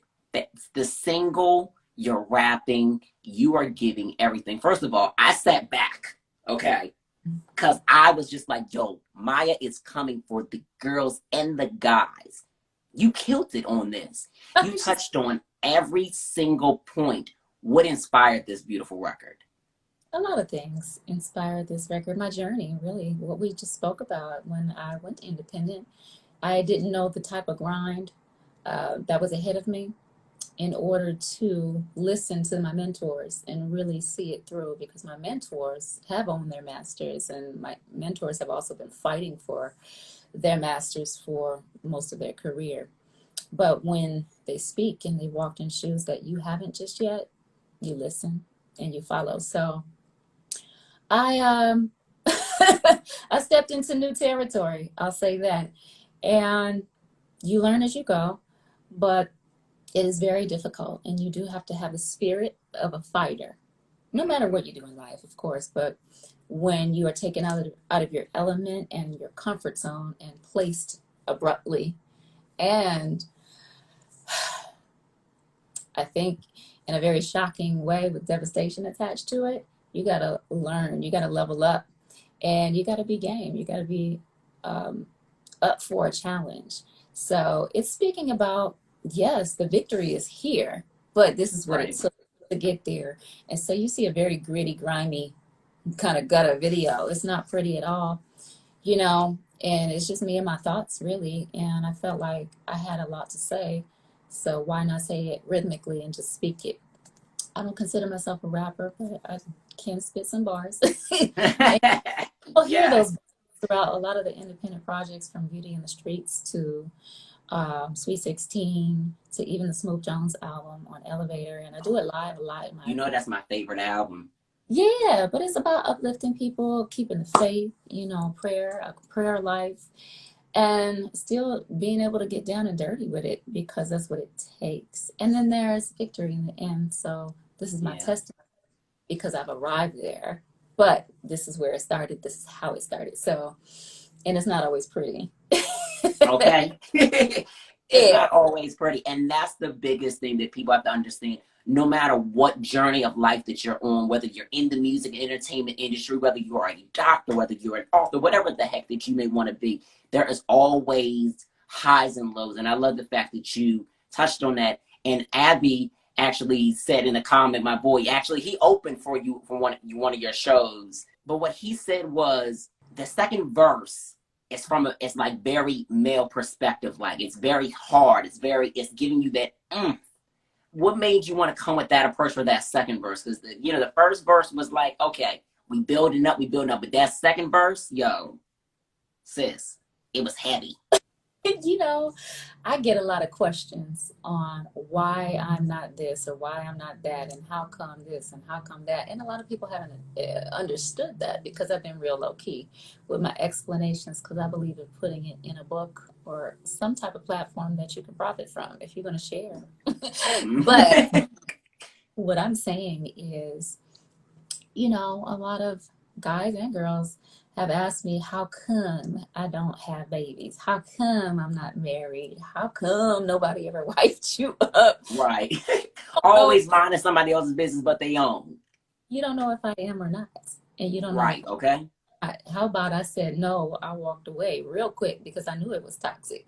You know what I'm saying? It's not not that I'm not open, because I also clarify that I'm open to additions, but I'm not here for the distractions. You know what I'm saying? So I'm not and that's what caught my attention the most. Yeah. Because there's so many people that are attractive look-wise, but they come in your life as distractions. You like, unless you bring something to the table, like you said, we can't conversate that much. Well, you know, I love what I do, and I have other people. Right. And I don't also deserve, nobody really deserves an explanation, but I care about what I've witnessed in my life growing up regarding how women are treated, just firsthand, women in my family. And sometimes when those are the early examples, you are very cautious and you have your eyes wide open from those experiences that you've absorbed, and you navigate this world accordingly. And then if you've been through it, and I have, then you also navigate accordingly as a grown woman. So I'm patient, but I'm also a woman of faith, and I'm not worried about that. That's not also my number one priority in life. You know, exactly. I have things and other people that I want to take care of and give opportunities to. So sometimes the world's definition of success or beautiful or validation does not always align with yours, and that's okay. and nothing's wrong with me for thinking different. And nothing's wrong with you for thinking the way you do. So Exactly. clear that up And I and love the way that you think on that. it's always coming at me. Uh-huh. Look, I tell you, I literally just got out of a situation myself, and literally this person had nothing to bring to the table. And it's like people are asking me, I'm like, David, you're 28, you'll be 30 soon. Like my grandmother asked me all the time. She's like, are you seeing anybody? I'm like, I tell you this all the time. I ain't thinking about that. I'm focused on me, my happiness, and what's going to help other people and give an opportunity. And sometimes, and not even sometimes, but you find moments in your life that work for you versus what society says is going to work for you. And if it does, that's wonderful. It's just not in everybody else's time. It's not even on my time. It's on God's time. Divine time. Okay, divine time. And that's what it's all about. So when we think about even spirituality, right? How important is it for you to keep that? Just keep spirituality as you go on in life and how you've been like on this new journey. Spirituality is everything. Whether you ratchet, whether you having fun over here, whatever you're doing, spirituality is your center. And it's also your truth, whatever your truth is. That will keep you grounded. That will keep you maneuvering with your eyes wide open. And if you do make mistakes, that's wonderful. Spirituality also allows you to forgive yourself and be patient with yourself and know that nothing is perfect. And, there are laws to the universe, but if you can push through, and I also pull from my faith, or I pull from my meditations and my prayers and my affirmations, it keeps me going. And it also keeps me connected to a higher source and a higher power that I know has more power than I do at times. So it's everything, every time. And it's become a habit. It's not something that I was actually taught, but you find what works best for you. And I've always found that nature, animal energy is so pure. The things that you witness in nature happen in their own time, not forced time. And sometimes in the society, a lot of things can be forced upon you, or people want to rush you. You know what I'm saying? But yeah, let it flow. And that's also part of my spirituality, studying the laws of the universe and outer space, because a lot more things make sense. The vastness of the world beyond just your tiny little world that you can kind of get caught up in or lost in. So it's been an intricate part and a very important thread for me to push through and thrive, not just survive. Right. You got to thrive, because you can survive all you want, but if you're not thriving and surviving at the same time, you're not making much progress in your journey. So I love the fact that you said that. Affirmations is something that I'm definitely big on as well too. So what are some of like those affirmations that you read every day to just kind of like help you stay within this great balanced positive spirit? Yeah, I write my own affirmations often. Oh, wow. Yeah, you're worthy. And I repeat it several times until I can get up out of bed and really feel like it's in my blood. It's going through my veins. Forgive yourself for not going to the gym yesterday. Hey, and sometimes I curse at myself. Today, bitch, this is what you're going to do. That's also an affirmation. It is. Because yes, I can forgive myself. Yes, I can be patient with myself. Yes, I'm worthy. But I also have to crack the whip, And that's who Maya Lansky is. She will get me up during that I just want to lay in bed and maybe do nothing for a minute. Oh no, you're going to write your list down today. This is what we're going to do. And we'll be arguing back and forth. And we get it together, because this life can swallow you up. Your thoughts can swallow you up. So, that marriage to Lansky was literally my higher self, the boss, the gangster. The chick that's going to crack the whip. You got to have that component of yourself too. So I have all types of affirmations, and some of them actually involve cursing at myself. Listen, I probably cursed at myself all the time. Yes. All the time, especially before I get these lives going. I'd be like, David, why did blank did you not? Oh my gosh. But you know what it is actually having a reality moment with yourself, checking yourself. So just like Lansky is for you, it's like that Maya Lansky, that the boss, Duane is the boss for me, because he makes sure that Duane is in check and David is good. So without him, I'm not good. You So know. somebody has to step in there and be like, look, get on it, boy. Get on it, girl. Rise to the occasion. Get up. Wipe those eyes. And that's often mandatory for entrepreneurs, or anyone that wants to start a business, own a business, do something that's very, very foreign to them, new territory. You got to go. You got to get at it. You do have to have rest time, but it's grind, and that's what it takes because nobody else is there to do it for you. So you have to become that teacher. You have to become that alarm clock. Yep. Like, get on up. You got to become your own parent, pretty much, and no excuses to level up.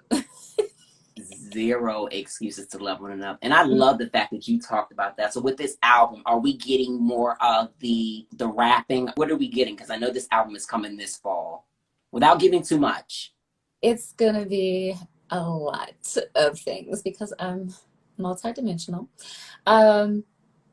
It's going to be fun, and I speak my mind, especially these days because I have a lot of places to pull from. But right. I love to dance. We will not leave that component out. So I'll get ready. So we getting some dancing with these new videos. Okay. Yes.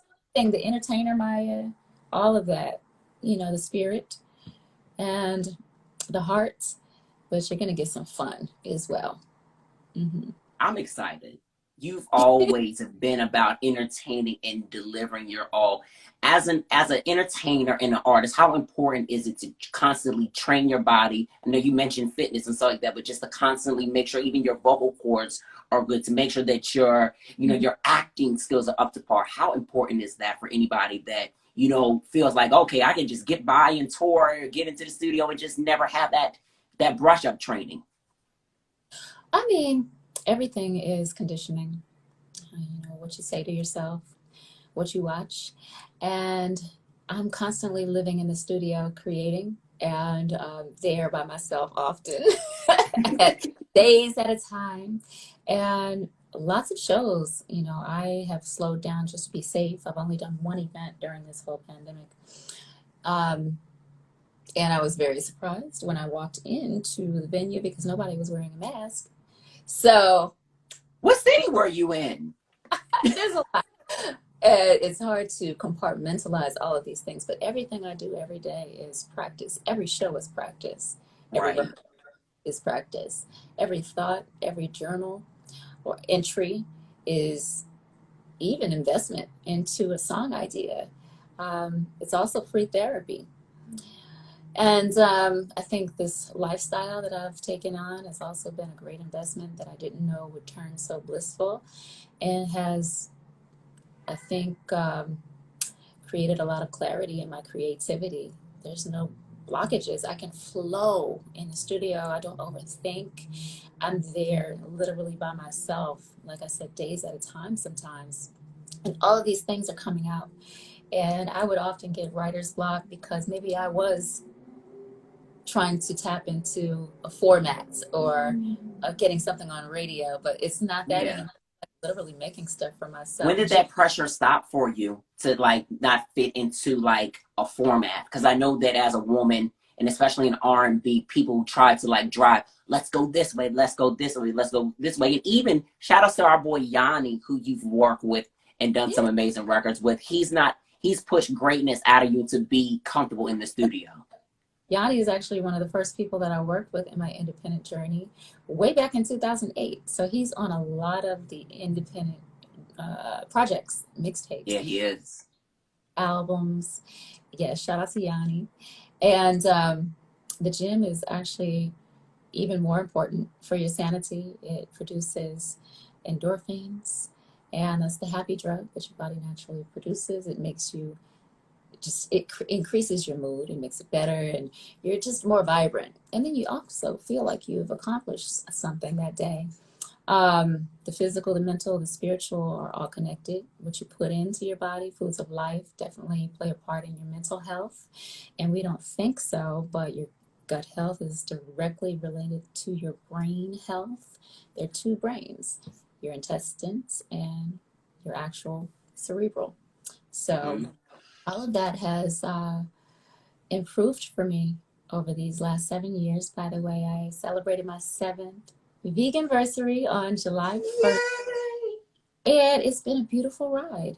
You know, I have seen all of the wonderful things that this lifestyle can bring, but it's also been a part of or an extension of my independent thinking. And you'll find out when you read the starter guide. All of it's Which I gotta read. and there's always another level. I'm still learning as a student. There's so many different things that I am very interested in, and I want to study and go to the next level. And that's what you've always been about, going to the next level. So I gotta say, congratulations on everything. You've been in this business for, wow, what, 2 decades now? You've 23 years. Wow, yeah, that's amazing. That is amazing. And you've got so much more to accomplish. So I want to ask you, like, as far as like your favorite records from the previous projects, so what are some of your favorite records to perform? Wow. Okay, from the previous projects, I recently performed something that you guys are going to get soon on a virtual concert. There's this wedding song. It's called You from the Mood Ring album. I very rarely perform at weddings because You see me like crawling down. I get weddings, so I never really performed that song, but it's so beautiful acoustically, and that is coming for you with a live band really soon. I love performing that song. It feels good. It has gospel chords, of course, and that's my roots. I grew up in gospel choir, and I love harmonies, and it has a lot of those. And another one, let's see, Whatever Bitch, you know, that's an amazing song, especially for all the Pride festivals, a big request during Pride Month. It's fun. Girls and guys like it. But my record company thought I was crazy back then. It's on the Mood Ring album. But I love the culture, and it always feels like home for me. At every LGBTQ event, every Pride event and festival, I feel free. I feel the love and the energy. So that's my extended family. And another one that I love performing is actually coming off of the Nashville album, and it's called Unbreakable. And Unbreakable, the original version, is on the Sweet 16 project that I released in 2015. But we have an acoustic, more live band version, timeless version coming your way with a mashup of a couple of raps and spitting bars. Okay. Yeah, off of the Nashville album. Those are my top 3 right now, and it changes depending on what venue I'm performing at. Oh, that's amazing. I can't wait. I can't wait to see this virtual concert. I can't wait to see a show. You know, I've never seen you perform live before. Ooh, you're in for a treat. So whenever there's an LA show, New York, or Philly, count me in, I'm there. Oh, yes. When you think about the amazing woman that you are, as not even just as an artist, an entrepreneur, an entertainer, but Maya, what comes to mind when you think about what exemplifies you? Simplicity exemplifies me, which is so grand, you know. I really love the simple things in life. I'm not too materialistic. I do like nice things and clean things, and I'm OCD with it. I love organization. I love symmetry. I'm probably OCD. That's your acronym. I got OCD too. OCD. You know, I'm gonna tell you a story too to expand on that. But I love simplicity. I love nature. I love all of the God-made things in life that bring me right on back to not tearing myself apart, being gentle with myself and knowing that I belong, but also very aware of the short physical existence. So I like to think of myself as spiritual, but also on my spiritual growth journey because I don't know everything. I love animals. I love children. What's your favorite animals? I don't really have a favorite. The ones that I'm familiar with are of course, domesticated. Right. You know, dogs. It took me a while to get used to cats because I had a bad experience. I hate cats. I ended up adopting 2 cats through North Shore Animal League, who I ran a marathon for 26.2 miles, because they just exemplify the care and awareness and education of puppy mills and adopting and not shopping and what breeders do low key that get animals euthanized. So I eventually adopted 2 cats and then began to learn cat behavior. So I'm cool with cats now, but I'm still kind of on guard because not every cat is the same. Right. It's like you got to watch them literally be like, are you good? Are you okay? Little animals. I've even gone shark cage diving. You know, underwater is a beast. That's something that I'm not yet comfortable with, but I'm down for a challenge because I'm always myself through something that I'm not comfortable with so I can face my fears and then get over it. But I just love nature. I love outer space. I love connecting with something that's always greater or different than myself. So that's where I learn the most, and I'm always in awe. Yeah. People call me weird, but I guess You're I'm not a weird. kid at heart. You love it. You know what? You love the simple things of life. You love God's glory, and that's what it is. And I started to realize, not even like that, I've never realized it before, but I said this, and I'm going to say this to everybody. I'm going to share this with you too, Maya. I said to a couple of my friends, I said, you know what? I wonder what heaven is like, because God created this beautiful earth that we're on, from trees to lakes to the beach. I know heaven has to be beautiful because he created us. He created everything that surrounds us. And I've experienced it on earth. I've experienced bliss on earth.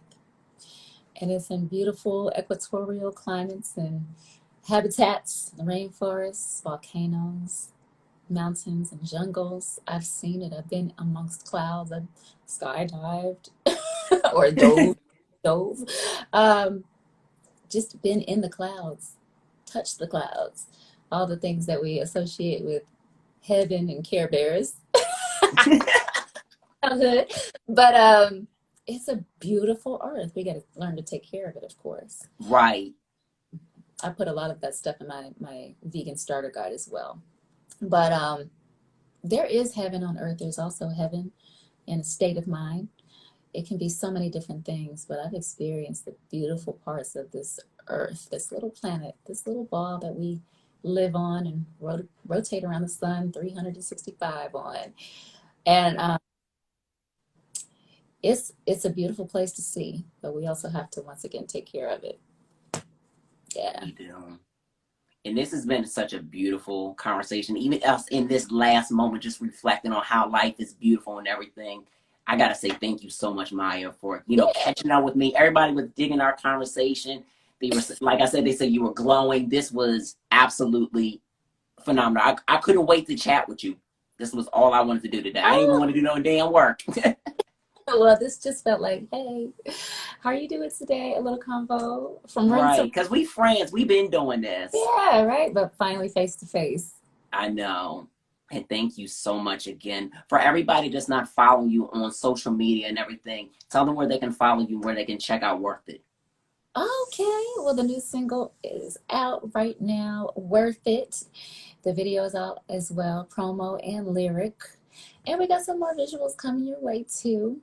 You can follow me on social media. Of course, you're already here at Maya Planet 9. And my website is mayamaya.com. And the event section is there. The lifestyle section has everything you want to know about my wine, which is vegan and organic, but also the free starter guide and the detox from Queen Afua.